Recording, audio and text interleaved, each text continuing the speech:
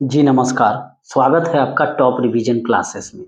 और इसमें हम लोग समान ज्ञान के सेट नंबर 54 का डिस्कशन करेंगे, ठीक है? और साथ ही इसमें लगभग 200 से 250 प्रश्नों का हम लोग डिस्कशन करेंगे, जिसमें भारत के जो भी महत्वपूर्ण व्यक्ति हैं और उनसे संबंधित जो उपाधियाँ प्रदान की गई है, उसके बारे में भी चर्चा करेंगे। और साथ ही भारत के जो प्रमुख नगर हैं और उसके आर्किटेक्चर कौन है अर्थात वास्तुकार कौन है, उस पर भी चर्चा करेंगे। और विश्व की जो प्रमुख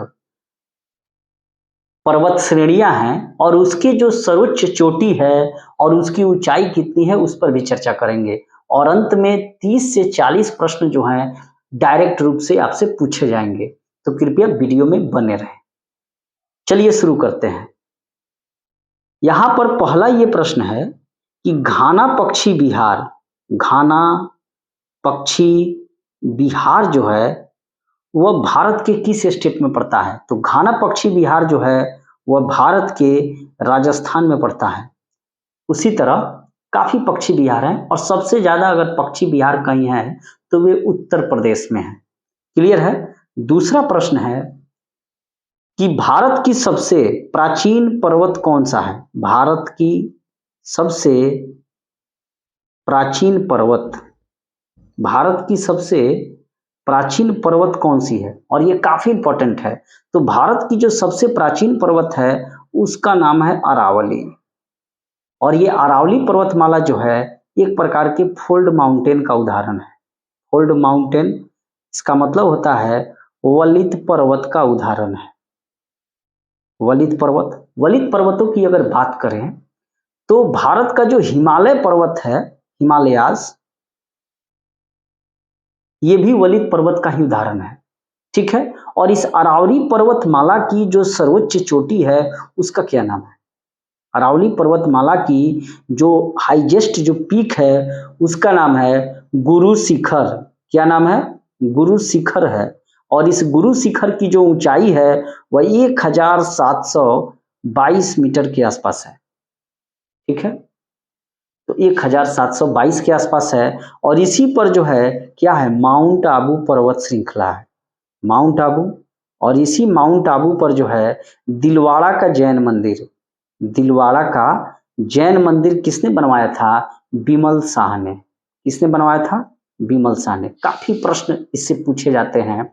अब यहाँ पर हम लोग एक चीज को देखेंगे कि ये जो अरावली पर्वत है यह भारत की सबसे प्राचीन पर्वतमाला है और ये वलित पर्वत का उदाहरण है। अगर वलित पर्वतों की बात करें तो इसमें हिमालय, उसके अलावा एंडीज पर्वतमाला जो विश्व की सबसे लंबी पर्वतमाला है, रॉकी, यूराल, ये सब जो पर्वतमालाएं हैं फोल्ड माउंटेन के उदाहरण है। क्लियर है? कुछ और प्रश्नों को हम लोग देखते हैं, आगे बढ़ते हैं। जैसे 1857 के विद्रोह का, 1857 के विद्रोह का तत्कालिक कारण क्या था? तत्कालिक कारण इसका क्या था? 1857 के विद्रोह का तत्कालीन कारण क्या था? और साथ ही 1857 के विद्रोह का मुख्य कारण क्या था? ये दोनों प्रश्न काफी इंपॉर्टेंट है। तो जो ग्रेट रिवोल्ट 1857 हुआ था, इसका तत्कालीन कारण था चर्बी वाले कारतूस। चर्बी वाले कारतूस का प्रयोग करना पड़ता था क्योंकि पुरानी राइफल ब्रिटिश बेस ब्राउन के स्थान पर एनफील्ड राइफल आ गई थी और उसमें जो है सुअर एवं गाय के लगे चर्बी के कारतूसों को दांतों से काटकर एनफील्ड राइफल में भरना होता था। और इसी एनफील्ड राइफल में भरने के कारण 1857 का विद्रोह हुआ।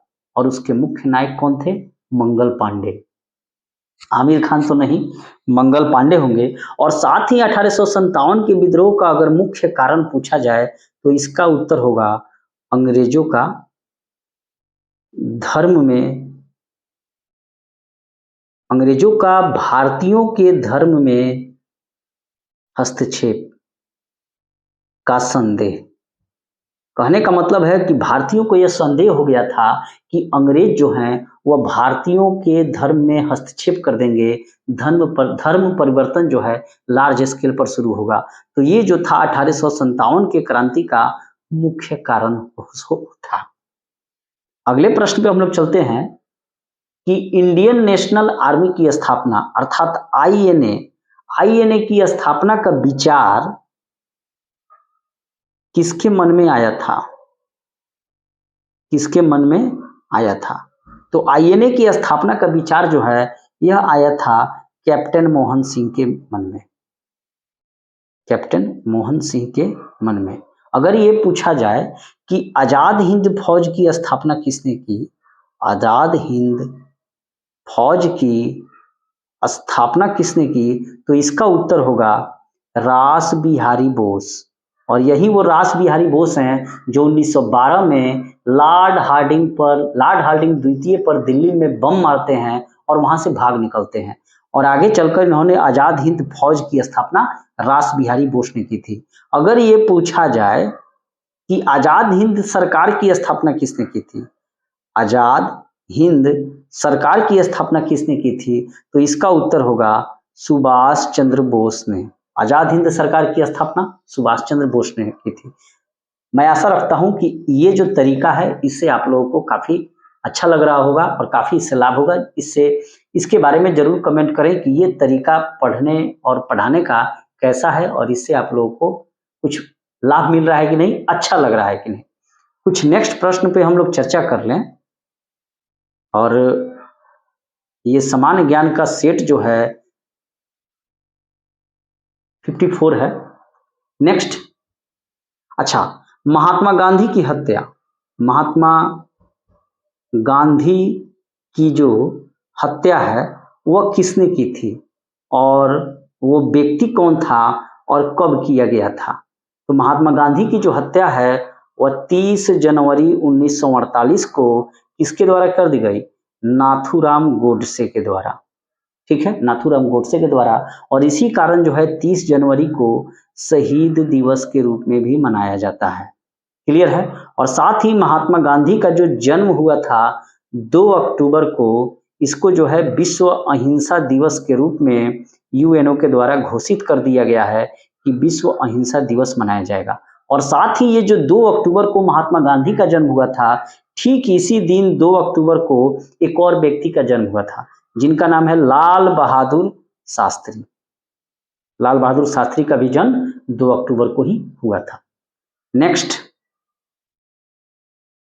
ब्रह्मा समाज के संस्थापक कौन थे? काफी इंपॉर्टेंट ये प्रश्न है कि ब्रह्मा समाज के संस्थापक कौन थे? तो ब्रह्मा समाज के संस्थापक थे राजा राम मोहन राय।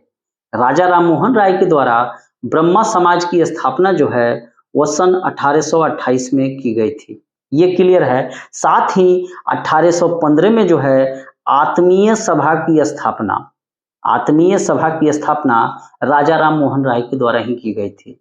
राजा राम मोहन राय को आधुनिक भारत का पिता भी कहा जाता है। सुभाष चंद्र बोस के द्वारा राजा राम मोहन राय को युग दूत की उपाधि दी गई थी। और साथ ही आधुनिक पत्रकारिता का जनक भी राजा राम मोहन राय को ही कहा जाता है। राजा राम मोहन राय के द्वारा बहुत सारी पत्रिकाएं एवं पुस्तकें निकाली गई। कुछ पत्रिकाओं में है जैसे मिरातुल अखबार जो है ये राजा राम मोहन राय के द्वारा ही निकाला जाता था। ये गिफ्ट टू मोनोथिस्ट जैसी पुस्तकें राजा राम मोहन राय के द्वारा लिखी गई। बहुत सारी चीजें हैं राजा राम मोहन राय के बारे में। और राजा राम मोहन राय के द्वारा ही लॉर्ड विलियम बेंटिक का नाम आप लोगों ने सुना होगा, जो भारत का अंतिम क्या नाम है उसका, भारत का प्रथम गवर्नर जनरल था। भारत का प्रथम गवर्नर जनरल था। किस एक्ट के तहत? 1833 के चार्टर एक्ट के तहत जो है लॉर्ड विलियम बेंटिक भारत का प्रथम गवर्नर था। और लॉर्ड विलियम बेंटिक ने धारा 17 का प्रयोग कर राजा राम मोहन राय के सहयोग से सन 1829 में भारत से जो है सती प्रथा का अंत कर दिया। किस प्रथा का अंत कर दिया? क्लियर है? कुछ आगे हम चीजों को देख लेते हैं। और नेक्स्ट, सबसे बड़ा महासागर कौन सा है? काफी इजीली प्रश्न है कि सबसे बड़ा महासागर जो है वो कौन सा है। तो सबसे बड़ा महासागर जो है पैसिफिक ओशियन है, अर्थात प्रशांत महासागर है। और प्रशांत महासागर के जो तटीय भाग हैं इसी को कहा जाता है फायर रिंग, यानी कि वो ज्वालामुखी वहां पर ज्यादा पाया जाता है।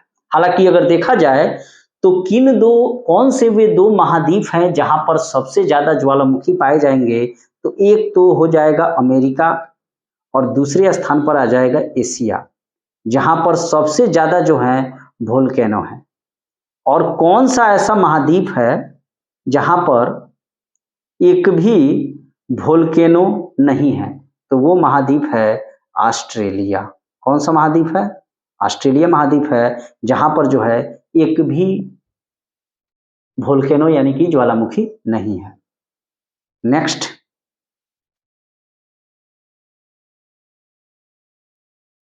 प्रश्न आगे बढ़ते हैं हम लोग। डेल्टा का नामकरण किसने किया था? डेल्टा, और डेल्टा की जो आकृति होती है त्रिभुजाकार होती है, तो इसी डेल्टा का नामकरण किसने किया था? तो डेल्टा का नामकरण जो है हेरोडोटस ने किया था। हेरोडोटस, जिसे इतिहास का पिता भी हम लोग कहते हैं। और डेल्टा जो बनाती है वह नदियां बनाती हैं, और नदियां जब निकलती हुई जब समुद्र में जाकर जब मिलने लगती हैं तो अपने अंतिम अवस्था में जो है वो डेल्टा का निर्माण करती है, अर्थात उनकी धाराएं तितर बितर हो जाती हैं। और विश्व का जो सबसे बड़ा डेल्टा है, विश्व का सबसे बड़ा डेल्टा कौन सा है? सबसे बड़ा जो डेल्टा है वह है सुंदरवन का डेल्टा। सुंदरवन का डेल्टा, और ये कहाँ है? वेस्ट बंगाल में। ठीक है, और ये एक प्रकार का मैंग्रोव वनस्पति का ही उदाहरण है। ठीक है, और भारत सरकार द्वारा MISHTI मिस्टी कार्यक्रम जो है मैंग्रोव वनस्पतियों को डेवलप करने के लिए किया जा रहा है कि तटीय क्षेत्र में जो लोग रहते हैं वे लोग जो है मैंग्रोव वनस्पतियों का उपयोग किस प्रकार अपनी इनकम को डेवलप करने के लिए कर सकते हैं। और इस मिस्टी की चर्चा जो केंद्रीय बजट है 2023-24 में की गई है। मैंग्रोव वनों को हम लोग बेलांचली, ज्वारीय वन, मैंग्रोव वन जैसे नामों से जानते हैं। नेक्स्ट, राज्यसभा की मीटिंग का संचालन कौन करता है?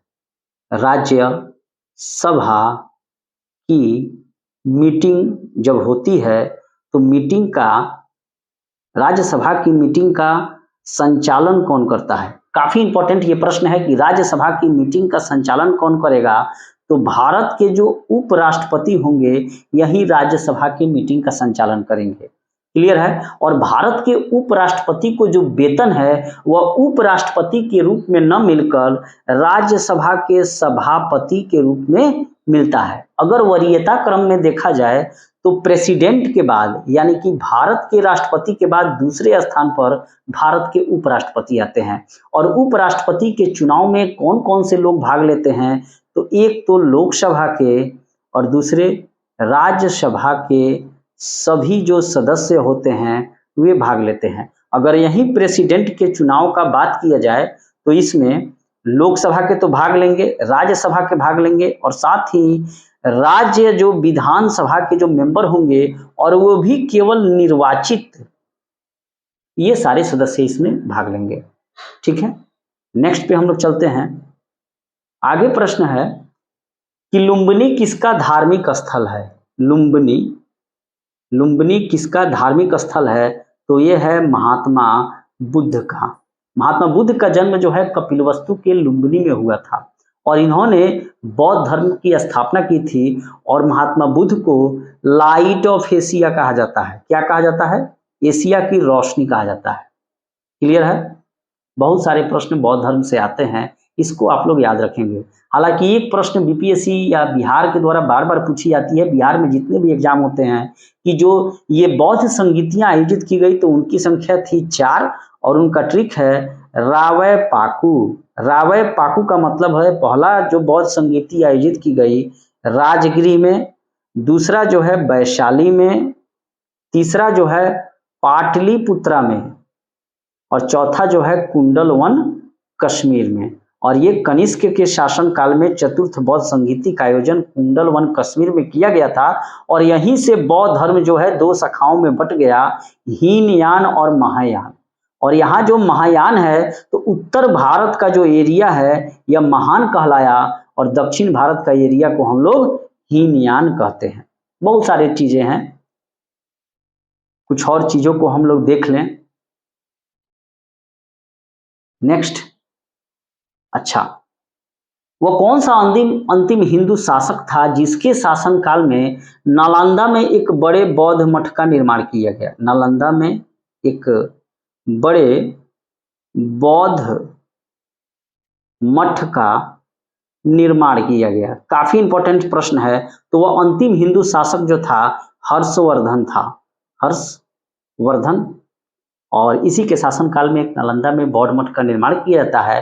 हालांकि नालंदा से प्रश्न बार बार आता है कि नालंदा जो यूनिवर्सिटी थी, विश्वविद्यालय थी, इसकी स्थापना किसने की थी? तो नालंदा यूनिवर्सिटी की स्थापना कुमारगुप्त ने की थी। किसने की थी? कुमारगुप्त ने। और यह गुप्त वंशीय राजा था। क्लियर है? बहुत सारी चीजें हैं। एक और प्रश्न आता है, विक्रमशिला विश्वविद्यालय, विक्रमशिला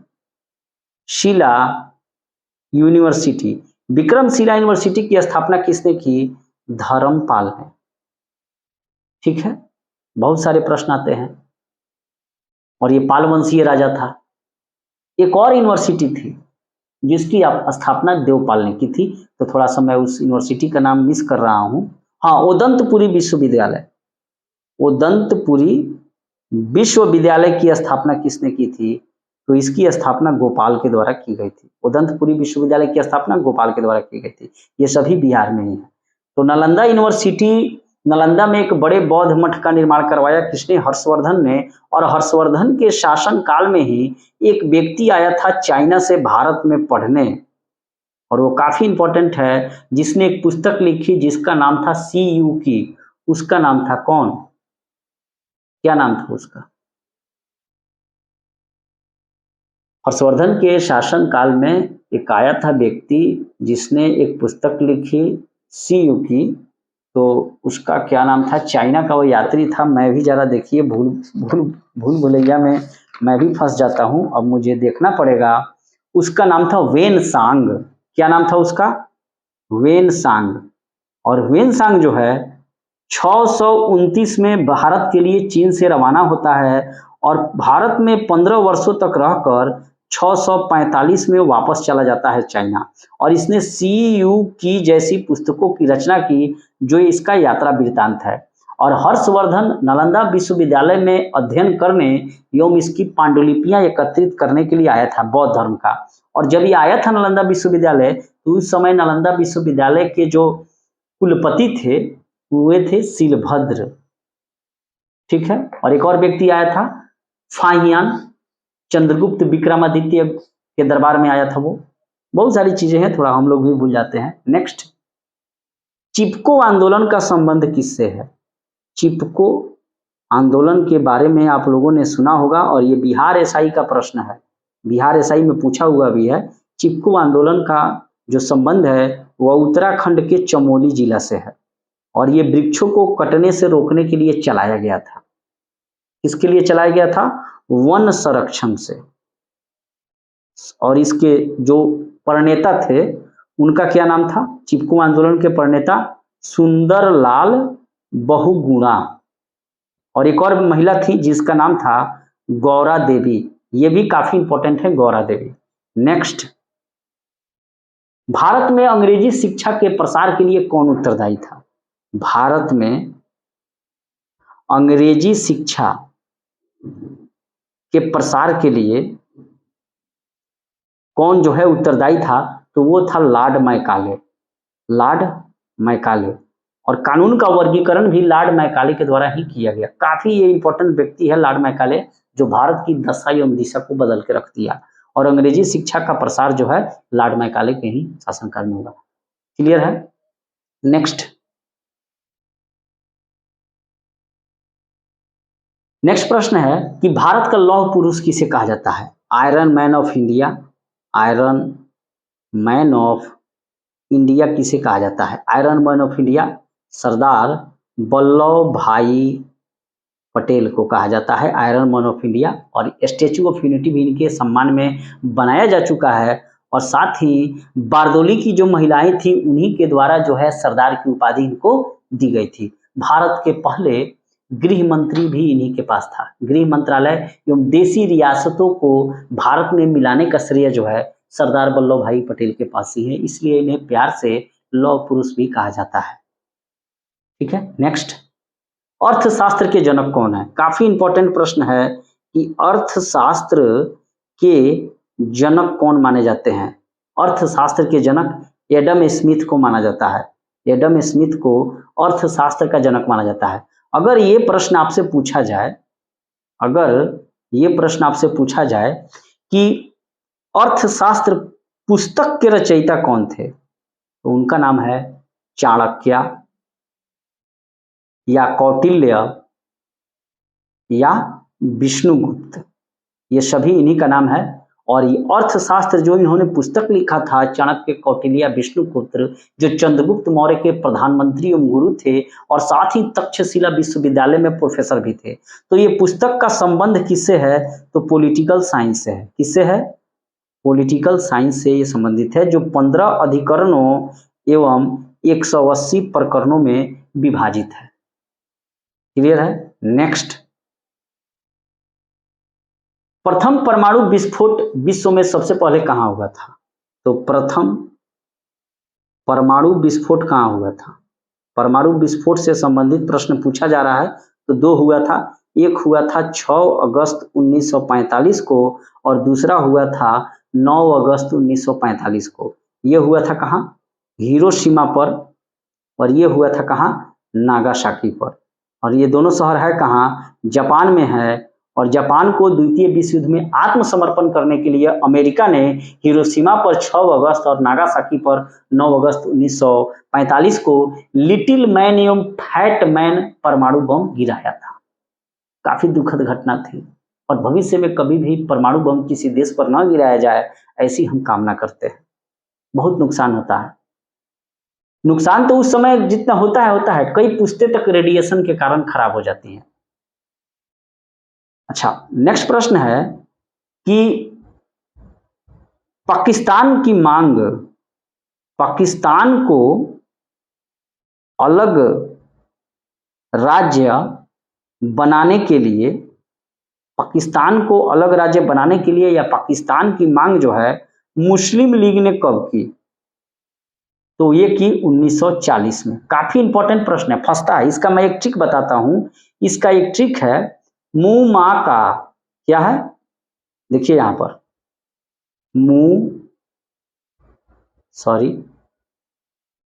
मुंह माँ और का। ये मुंह माँ का मतलब है मुंह से मुक्ति दिवस, माँ से है मांग यानी कि पाकिस्तान की मांग, और का से है कार्रवाई।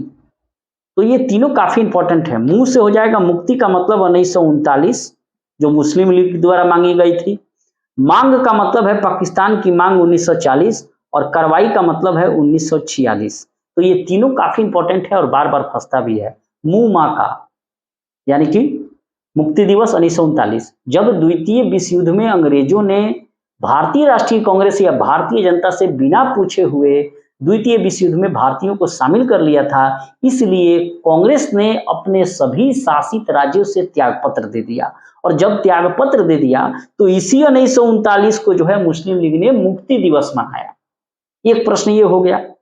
लेकिन यहां से बिहार की सरकार ने क्यों त्यागपत्र दिया था, अगर ये पूछा जाए तो इसका उत्तर होगा राजनीतिक बंदियों के रिहाई के प्रश्न पर। क्लियर है? लेकिन पाकिस्तान की मांग कब की गई मुस्लिम लीग के द्वारा? तो 1940 में। और प्रत्यक्ष कार्रवाई दिवस कब मुस्लिम लीग के द्वारा मनाया गया? तो ये 1946 में। इस प्रश्न को आप लोग याद रखेंगे, काफी इंपॉर्टेंट ये सब प्रश्न है। नेक्स्ट हम लोग आगे चलते हैं। अब अरे ये क्या हो गया जी। अब आगे प्रश्नों पर हम लोग बढ़ते हैं। अब प्रश्न है कि भारत के जो सर्वोच्च न्यायालय के जो जज होते हैं, सुप्रीम कोर्ट के जज की उम्र सीमा क्या होती है, यानी कि लास्ट उम्र सीमा क्या होगी इनका, तो 65 वर्ष की उम्र सीमा होगी, या जो भी मतलब 65 वर्ष की उम्र सीमा तक ये रहते हैं। और साथ ही जो हाई कोर्ट के जज होते हैं उनकी सीमा होती है 62 वर्ष। ये काफी इंपॉर्टेंट प्रश्न है। दो या दो से अधिक राज्यों के लिए अगर हाई कोर्ट की स्थापना करना हो तो ये किस अनुच्छेद में होगा, तो ये होगा आर्टिकल 231 में। नेक्स्ट, ताप मापने की इकाई क्या है, टेम्परेचर। टेम्परेचर का यूनिट क्या है, यानी कि ताप मापने की इकाई क्या है, केल्विन। ताप मापने की इकाई केल्विन है। सबसे पुरानी जैन लिपि कौन कही जाती है, काफी ये नया प्रश्न है और इम्पोर्टेंट भी है कि सबसे पुरानी जैन लिपि कौन सी मानी जाती है। सबसे पुरानी जैन लिपि जो है वह मानी जाती है 12 अंग को। और जैन धर्म के संस्थापक कौन थे, ऋषभदेव। जैन धर्म के 23वें तीर्थकर पार्श्वनाथ थे, जिन्होंने 4 आर्य सत्य दिया, और उसमें 5वां जो है, जो जैन धर्म के प्रवर्तक थे महावीर स्वामी, उन्हीं के द्वारा ब्रह्मचर्य को जोड़ दिया गया। तो जैन धर्म की सबसे पुरानी जैन लिपि कौन से है, तो 12 अंग है। नेक्स्ट,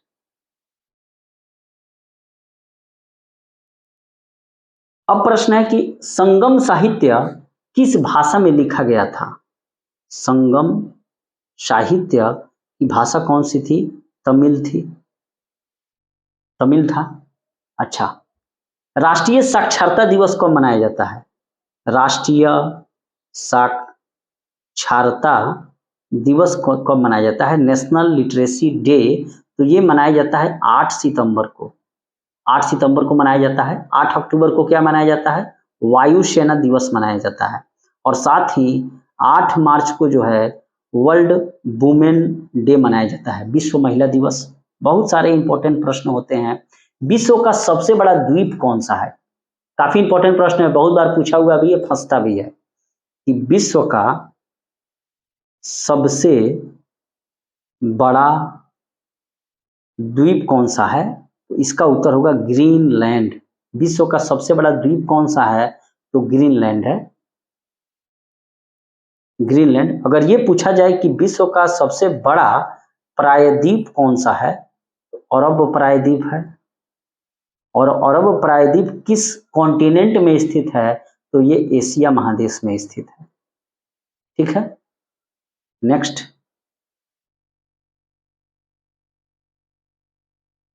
अब हम लोग आगे बढ़ते हैं। स्वास्थ्य के लिए सबसे अधिक उपयुक्त आर्द्रता होनी चाहिए, और भारत का वह पहला राज्य कौन सा है जहां पर सबसे पहले निर्दलीय मुख्यमंत्री बने थे। प्रथम राज्य जहां सबसे पहले निर्दलीय सीएम बने थे वह है उड़ीसा। उड़ीसा भारत का पहला राज्य है जहां पर सबसे पहले निर्दलीय मुख्यमंत्री बने थे।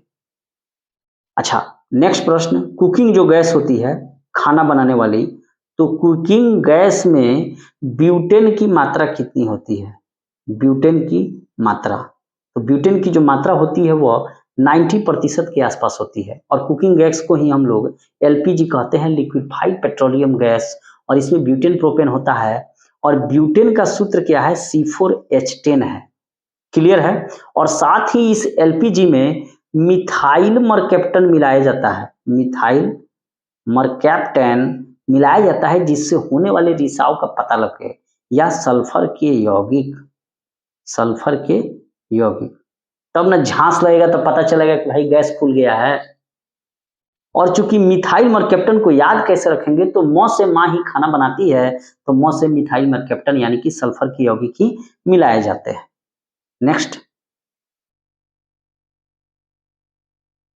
दूध में जो खट्टापन आता है किसके कारण आता है, दूध में खट्टापन का कारण क्या है, दूध में खट्टापन का कारण क्या है, लैक्टिक एसिड है। दूध में खट्टापन का कारण लैक्टिक एसिड है।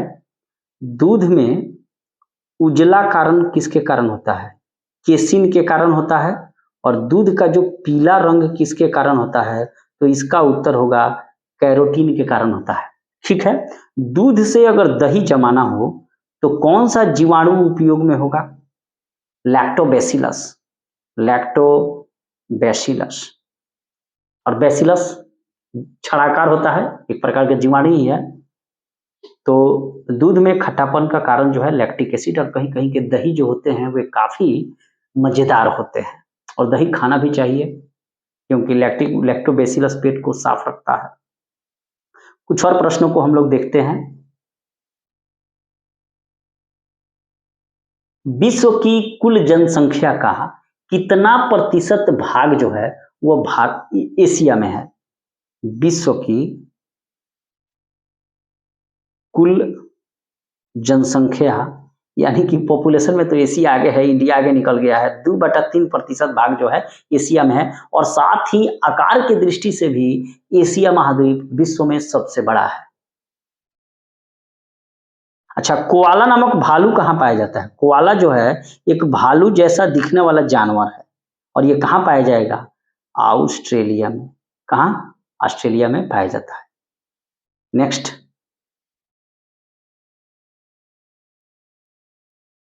वह न्यूनतम तापमान जिसके नीचे कोई भी पदार्थ ठंडा नहीं हो सकता। वह न्यूनतम तापमान जिसके नीचे कोई भी जो पदार्थ है वह ठंडा नहीं हो सकता। तो वह तापमान कितना है? माइनस में 273.15 डिग्री सी जो टेम्परेचर है, इसके नीचे कोई भी तापमान ठंडा नहीं हो सकता है। अब नेक्स्ट प्रश्न आता है कि वॉशिंग सोडा किसे कहते हैं? Washing soda. और वॉशिंग सोडा को ही हम लोग क्या कहते हैं? धोने वाला सोडा कहते हैं। धोने वाला सोडा। और इसको कहते हैं सोडियम कार्बोनेट। सोडियम कार्बोनेट कहा जाता है।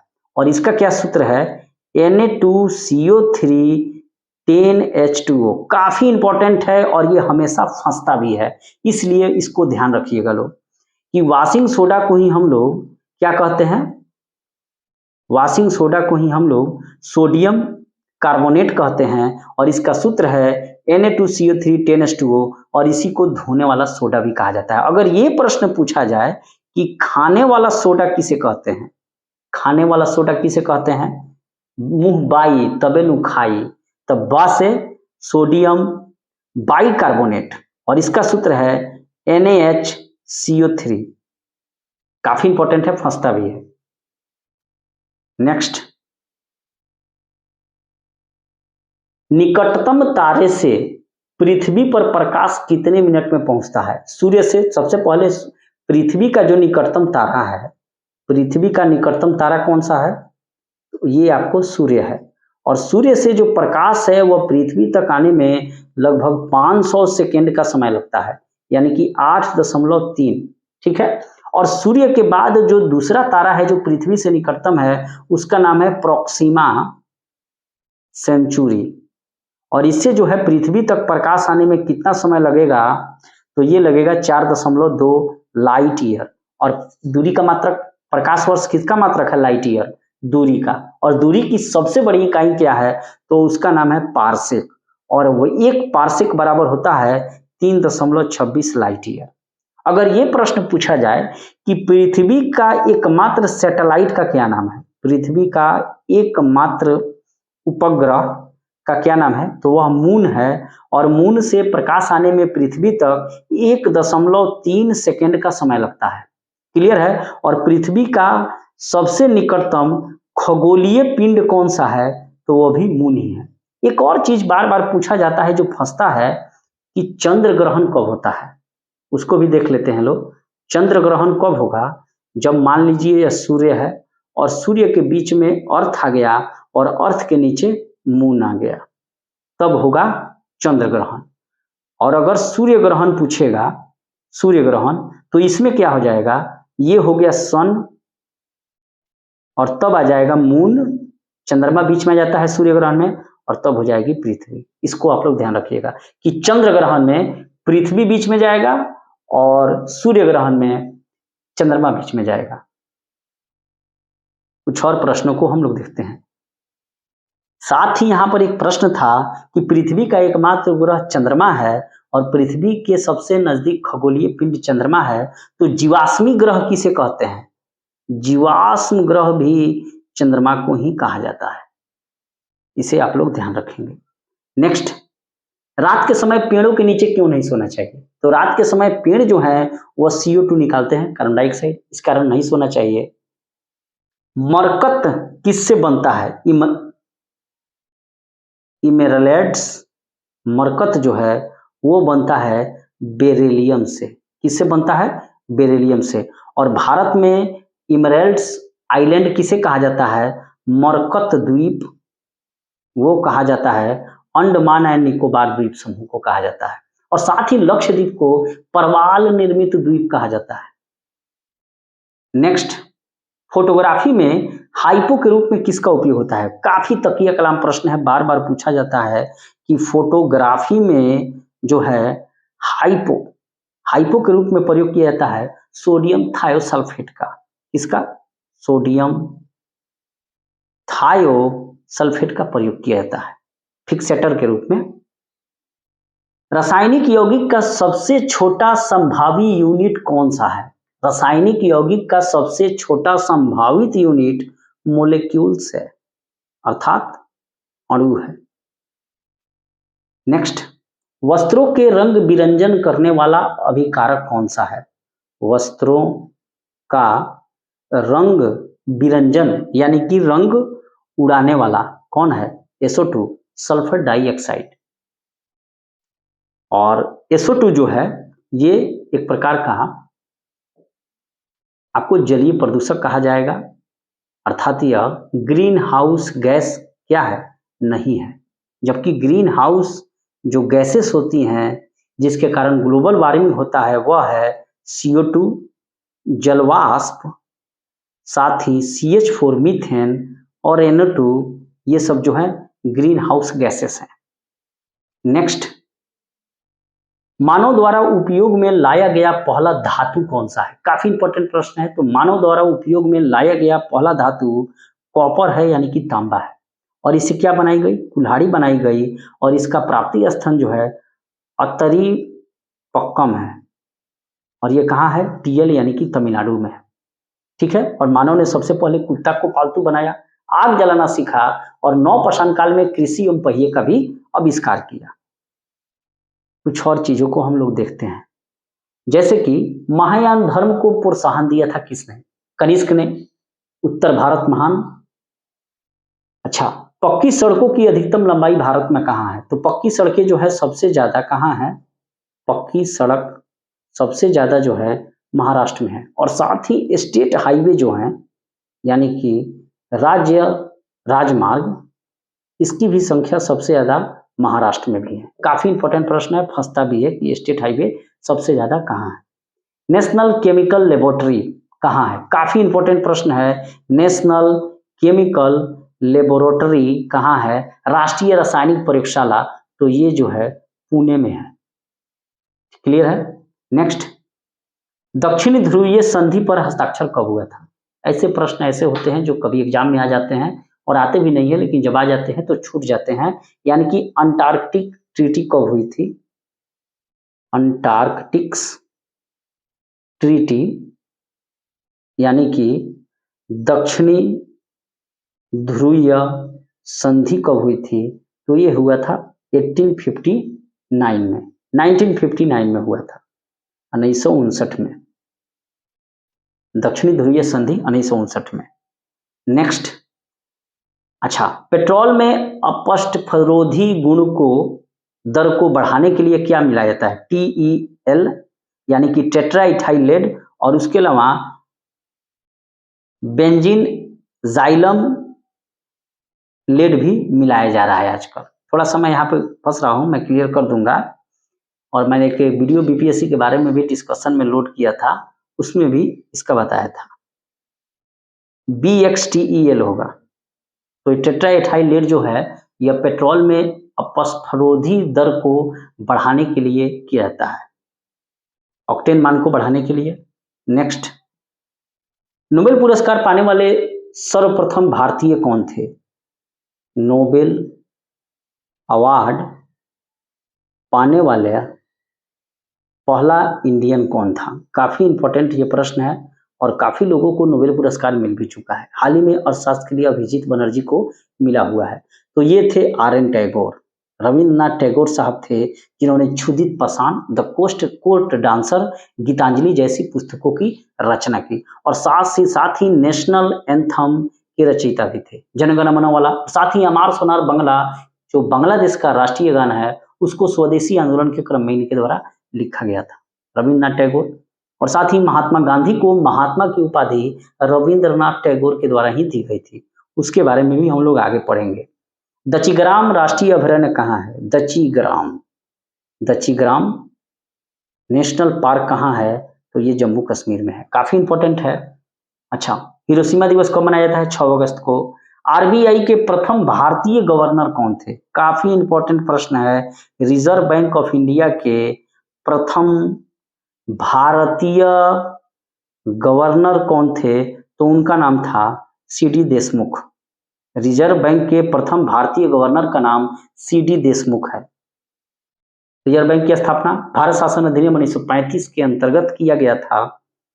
और वर्तमान में रिजर्व बैंक के गवर्नर कौन है, इसको आप लोग कमेंट कीजिए। अच्छा, प्रथम महिला आईपीएस कौन थी? किरण बेदी। प्रथम महिला आईएएस कौन थी? अन्ना जॉर्ज। अरावली पर्वत किस राज्य में सबसे ज्यादा है? तो राजस्थान में है। करो या मरो का नारा 1942 में किसने दिया था? महात्मा गांधी ने दिया था। और साथ ही क्विट इंडिया मूवमेंट का नारा यूसुफ मेहर अली के द्वारा दिया गया था। देखिए, क्विट इंडिया मूवमेंट, भारत छोड़ो आंदोलन और साथ ही साइमन गो बैक, ये दोनों स्लोगन जो है किसने दिया था? यूसुफ मेहर अली के द्वारा दिया गया था। और साथ ही डू और डाई का नारा किसने दिया था? डू और डाई का नारा जो है ये दिए थे महात्मा गांधी। तो इन चीजों को आप लोग याद रखेंगे। नेक्स्ट, जमशेदपुर किस नदी के किनारे स्थित है? जमशेदपुर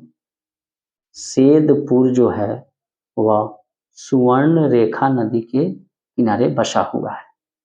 नेक्स्ट, अच्छा, नेशनल लाइब्रेरी कहाँ है? कोलकाता में। और उसका पुराना नाम क्या था? इंपीरियल लाइब्रेरी था। भारत और चीन के बीच व्यापार के लिए किस दर्रा को खोला गया? भारत प्लस चीन व्यापार के लिए नाथुला दर्रा को खोला गया था। नाथुला दर्रा, और नाथुला दर्रा है कहाँ? सिक्किम में है। और साथ ही सिक्किम में एक और दर्रा है जिसका नाम है नाजय। ना से नाथुला और जय से जयलेपला दर्रा, दोनों ये सिक्किम में है। ठीक है। भारत सबसे बड़ा महाद्वीप कौन सा है? एशिया है। और भारत के स्वतंत्रता के समय, भारत के स्वतंत्रता के समय ब्रिटिश पीएम कौन थे? भारत के स्वतंत्रता के समय जो ब्रिटिश पीएम थे उनका नाम था क्लीमेंट एटली। क्लीमेंट एटली लेबर पार्टी की सरकार थी। और यही नेक्स्ट, हावड़ा से हुगली तक दूसरी, देखिए सबसे पहली जो रेलगाड़ी जो चलाई गई थी इंडिया में वह 16 अप्रैल 1853 को चलाई गई। कहाँ? बंबई से थाने के बीच 34 किलोमीटर ब्लैक ब्यूटी ट्रेन का नाम था लॉर्ड डलहौजी के शासनकाल में। तो दूसरी रेलगाड़ी कब चलाई गई? दूसरी जो रेलगाड़ी है वो चलाई गई ठीक 1854 में, और ये हावड़ा से हुगली के मध्य चलाई गई थी। ठीक है। ध्रुवीय क्षेत्रों में चलने वाली बर्फ की आंधी को क्या कहते हैं? काफी ये इंपॉर्टेंट प्रश्न है कि ध्रुवीय क्षेत्रों में चलने वाली बर्फ की आंधी को हम लोग क्या कहते हैं? ब्लिजार्ड। क्या कहते हैं? ब्लिजार्ड कहते हैं। ब्लिजार्ड। ध्रुवीय क्षेत्रों में चलने वाली बर्फ की आंधी को हम लोग ब्लिजार्ड कहते हैं। अब कुछ काफी इंपॉर्टेंट चीजें हैं, जैसे महत्वपूर्ण व्यक्ति कौन से हुए और उनको उपाधि कौन सी मिली थी, और साथ ही प्रदान करने वाला कौन व्यक्ति है, प्रदान करने वाला कौन सा व्यक्ति है। ये काफी इंपॉर्टेंट चीजें हैं, यहाँ आप लोग ध्यान दीजिएगा। क्लियर है। तो सबसे पहला व्यक्ति आते हैं गांधी जी। तो ये गांधी जी को जो है दो उपाधियां मिली थी, एक तो मिली थी महात्मा और दूसरा मिला था राष्ट्रपिता की। तो गांधी जी को जो है महात्मा की उपाधि कौन दिए थे? R N Tagore, Rabindranath Tagore. और कर दिए थे जब चंपारण सत्याग्रह 1917 की सफलता से प्रभावित होकर रविन्द्रनाथ टैगोर के द्वारा जो है गांधी जी को महात्मा की उपाधि दी गई थी। राष्ट्रपिता की उपाधि कौन दिए थे? सुभाष चंद्र बोस के द्वारा दी गई थी राष्ट्रपिता की। कब दिए थे? जब सिंगापुर से रेडियो संचालन के क्रम में सुभाष चंद्र बोस ने गांधी जी को राष्ट्रपिता की उपाधि दी थी। अच्छा, जब गांधी जी को महात्मा की उपाधि आर एन टैगोर के द्वारा दी गई तो गांधी जी ने भी एक उपाधि रविन्द्रनाथ टैगोर को दे दी थी, और वह क्या था? गुरु जी। देखिए, लेनी का देनी है। नेक्स्ट पे चलते हैं। अच्छा, अब आते हैं दूसरे व्यक्ति, वल्लभ भाई पटेल साहब। इनको क्या उपाधि मिली थी? सरदार की। और इसको देने वाला कौन था? बारदोली की वुमेन, बारदोली की महिलाओं के द्वारा इनको सरदार की उपाधि दी गई थी। नेक्स्ट आगे बढ़ते हैं हम लोग। राजेंद्र प्रसाद को, वही जो देश के प्रथम प्रधानमंत्री थे, साथ ही अंतरिम सरकार में खाद्य एवं कृषि मंत्री भी इनको मिला था। तो राजेंद्र प्रसाद को जो है देश रत्न की उपाधि कौन दिए थे? देश रत्न की उपाधि इनको दी गई थी महात्मा गांधी के द्वारा। क्लियर है।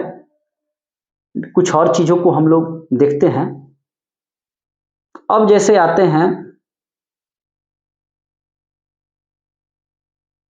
राम मोहन राय। राम मोहन राय को राजा की उपाधि किसने दी थी? राजा की उपाधि अकबर द्वितीय ने। किसने दिया था?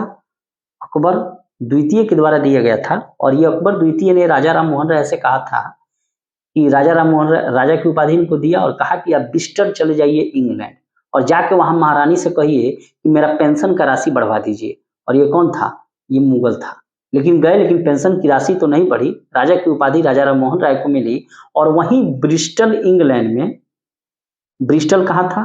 इंग्लैंड में राजा राम मोहन राय की मृत्यु हो जाती है। आगे बढ़ते हैं हम लोग। मोहम्मद अली जिन्ना को, मोहम्मद अली जिन्ना को कायदे आजम की उपाधि किसने दी थी?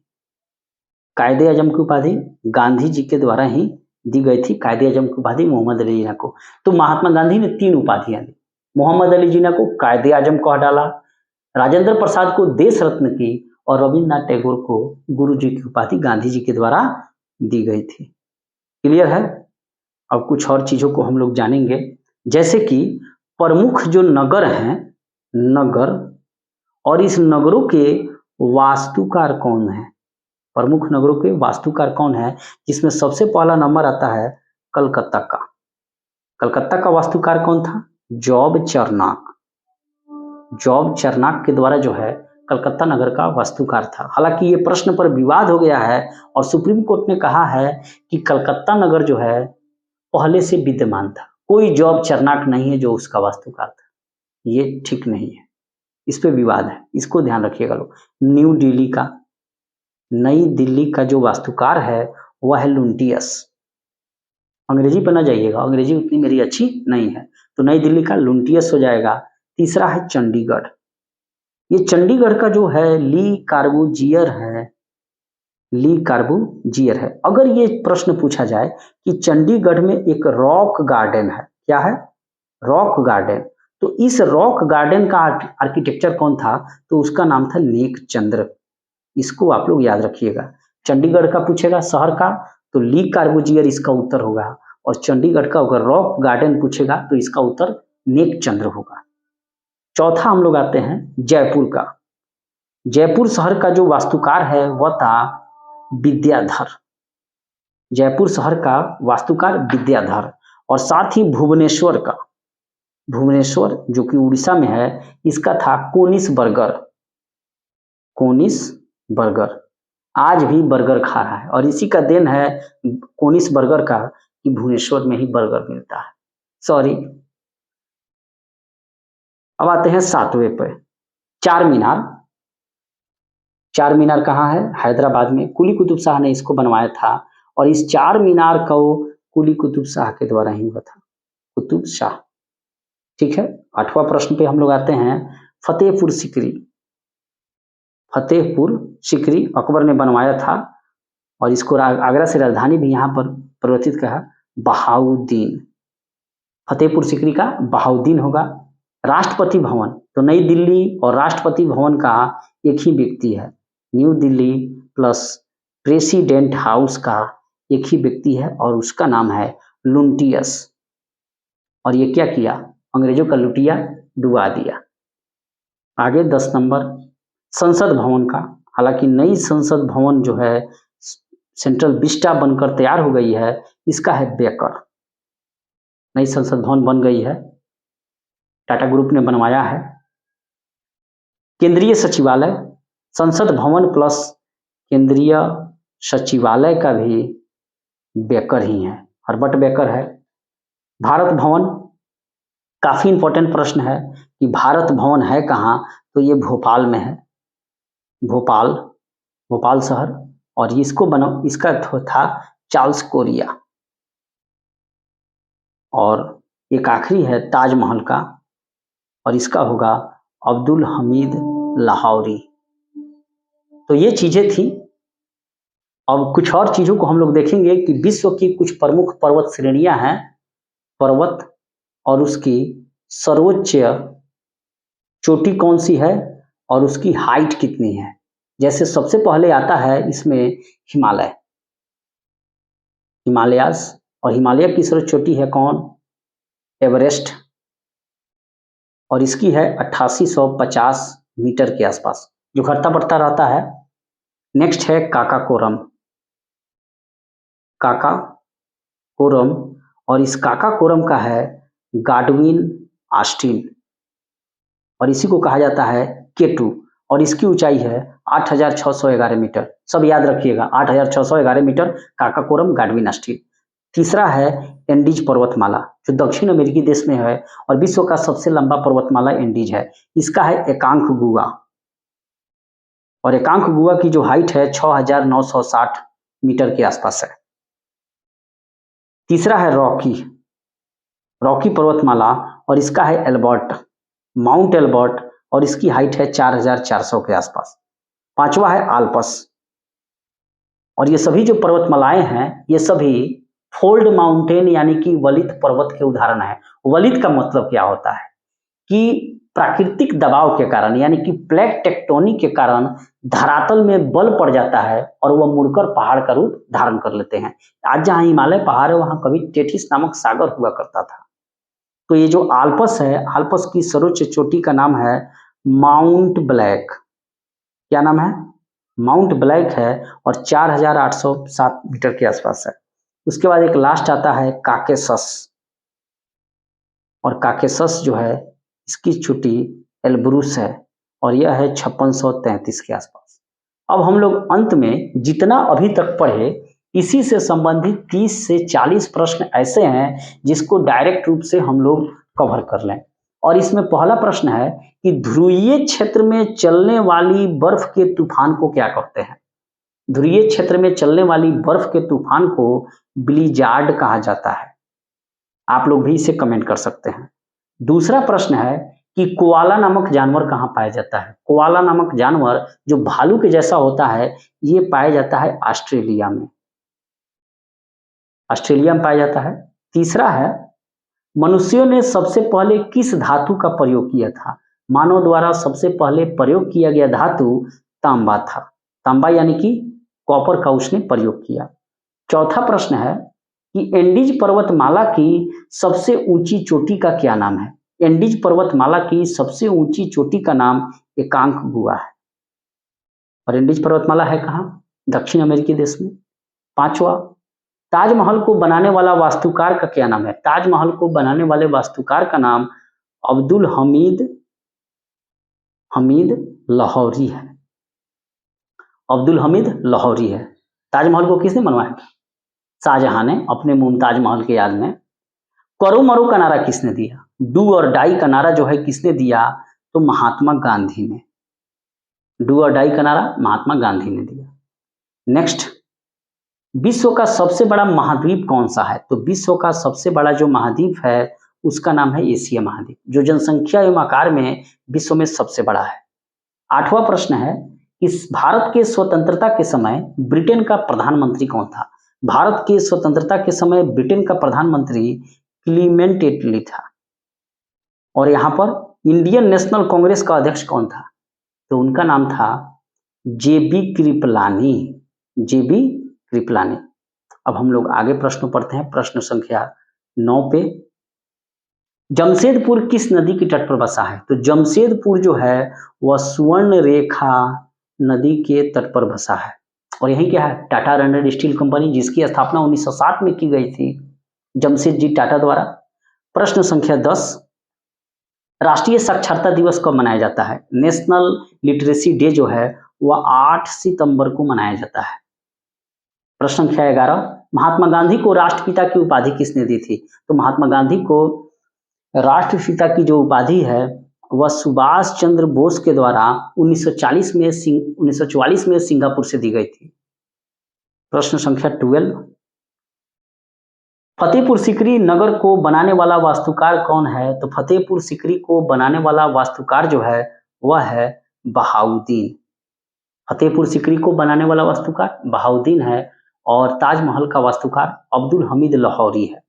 प्रश्न संख्या 13, देश की प्रथम महिला आईपीएस कौन सी है? देश की प्रथम महिला आईपीएस जो है वह है किरण बेदी। क्या नाम है उनका?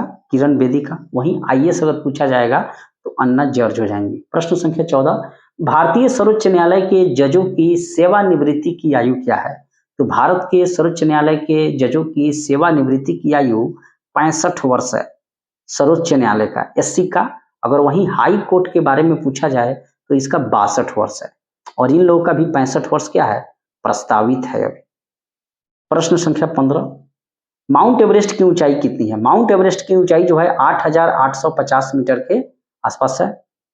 प्रश्न संख्या 16, राजेंद्र प्रसाद को देश रत्न की उपाधि किसके द्वारा दी गई थी? तो राजेंद्र प्रसाद को देश रत्न की उपाधि महात्मा गांधी के द्वारा दी गई थी। साथ ही रविन्द्रनाथ टैगोर को भी गुरु जी की उपाधि महात्मा गांधी के द्वारा दी गई थी, और मोहम्मद अली जिन्ना को कायदे आजम की उपाधि भी महात्मा गांधी के द्वारा ही दी गई थी। प्रश्न संख्या 17, रासायनिक यौगिक का सबसे छोटा संभावी यूनिट क्या है? रासायनिक यौगिक का सबसे छोटा संभावी यूनिट का नाम है अणु। अणु यानी कि मोलेक्यूल। प्रश्न संख्या 18, राज्यसभा की मीटिंग का संचालन कौन करता है? तो राज्यसभा का मीटिंग का संचालन जो है वाइस प्रेसिडेंट यानी कि उपराष्ट्रपति के द्वारा जो है सो की जाती है।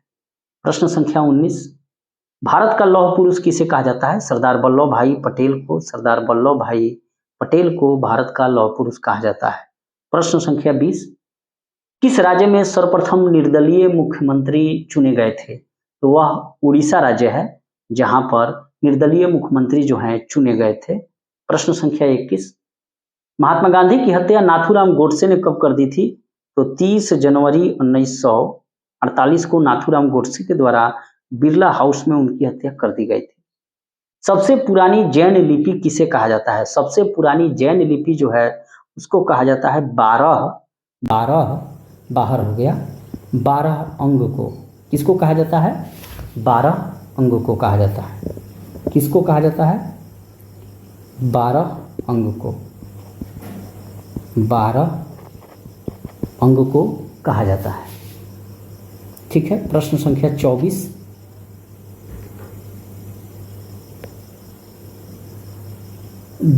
दचीग्राम अभयारण्य किस राज्य में? 22 के बाद 23 ना आएगा तो 23 का हो जाएगा विश्व का सबसे बड़ा द्वीप कौन सा है? तो विश्व का सबसे बड़ा द्वीप का नाम ग्रीनलैंड है। विश्व के सबसे बड़े द्वीप का नाम ग्रीनलैंड है। प्रश्न संख्या 24, दचीग्राम अभयारण्य किस राज्य में है? तो जम्मू कश्मीर में है, जेके में है। चिपको आंदोलन का संबंध किससे है? तो वृक्षों की कटाई को रोकने से है। और सुंदरलाल बहुगुणा वृक्ष कटाई को रोकना। प्रश्न संख्या 26, घाना पक्षी विहार कहाँ है? तो घाना पक्षी विहार भारत के राजस्थान में है। प्रश्न संख्या 27, अर्थशास्त्र का जनक किसे कहा जाता है? तो एडम स्मिथ को कहा जाता है अर्थशास्त्र का जनक। प्रश्न संख्या 28, संगम साहित्य की रचना किस भाषा में की गई थी? तो संगम साहित्य की रचना जो है वह तमिल भाषा में की गई थी। प्रश्न संख्या 29, कुकिंग गैस में ब्यूटेन की मात्रा कितनी होती है? काफ़ी इंपॉर्टेंट प्रश्न है। कुकिंग गैस में ब्यूटेन की मात्रा 90% होती है। प्रश्न संख्या 30, किस अम्ल के कारण दूध में खट्टापन आता है? दूध का खट्टापन लैक्टिक एसिड के कारण आता है। लैक्टिक एसिड काफ़ी इंपॉर्टेंट है। और प्रश्न संख्या 31, राजा राममोहन राय को राजा की उपाधि किसके द्वारा दी गई थी? तो अकबर द्वितीय के द्वारा दी गई थी। प्रश्न संख्या 32, लुम्बिनी का संबंध किस धर्म से है? लुम्बिनी जगह का नाम है कपिलवस्तु नेपाल में, और इसका बुद्ध धर्म से है, बुद्ध रिलीजन। प्रश्न संख्या 33, भारत में अंग्रेजी शिक्षा का जन्मदाता किसे माना जाता है? लॉर्ड मैकाले को, और यही कानून का वर्गीकरण करता है। प्रश्न संख्या 34, संसार का सबसे बड़ा महासागर कौन सा है? तो पैसिफिक ओशियन है, यानी कि प्रशांत महासागर है। प्रश्न संख्या 35, चार मीनार को किसने बनवाया? चार मीनार को जो है कुली कुतुब शाह के द्वारा बनाया गया। कुली कुतुब शाह के द्वारा चार मीनार को बनवाया गया था। प्रश्न संख्या 36, आरबीआई के प्रथम भारतीय गवर्नर कौन थे? तो उनका नाम था सीडी देशमुख। काफ़ी इंपॉर्टेंट प्रश्न है और फंस भी जाता है कि आरबीआई के प्रथम भारतीय गवर्नर सीडी देशमुख थे, जबकि रिजर्व बैंक ऑफ इंडिया के प्रथम गवर्नर सर ओसबॉर्न स्मिथ साहब थे। 37, साहब नहीं लगाना है अंग्रेजों के लिए। गुरुदेव की उपाधि किसे प्रदान की गई? तो आर एन टैगोर को, और ये उपाधि गुरुदेव की इनको दी थी महात्मा गांधी ने। कलकत्ता नगर का वास्तुकार कौन था, यानी कि स्थापना किसने की थी? तो जॉब चार्नॉक के द्वारा किया गया था। प्रश्न संख्या 39, सबसे अधिक उपजाऊ मिट्टी कौन सी है? तो सबसे अधिक उपजाऊ जो मिट्टी है एलिवियल सोइल है, अर्थात जलोढ़ मिट्टी भी कहिए, कछारी मिट्टी कहिए, और इसमें नाइट्रोजन, फास्फोरस और ह्यूमस की कमी होती है। किसने मोहम्मद अली जिन्ना को कायदे आजम कहा था? तो महात्मा गांधी ने जिन्ना को कायदे आजम, आर एन टैगोर को गुरुदेव की उपाधि दी गई थी, और राजेंद्र बाबू को महात्मा गांधी द्वारा देश रत्न की उपाधि दी गई थी। ये सीरीज आपको कैसी लगी और ये पढ़ने पढ़ाने का तरीका कैसा है, आपको कैसा लगा, ये कमेंट जरूर कीजिएगा। मिलते हैं नेक्स्ट वीडियो में, तब तक के लिए थैंक यू।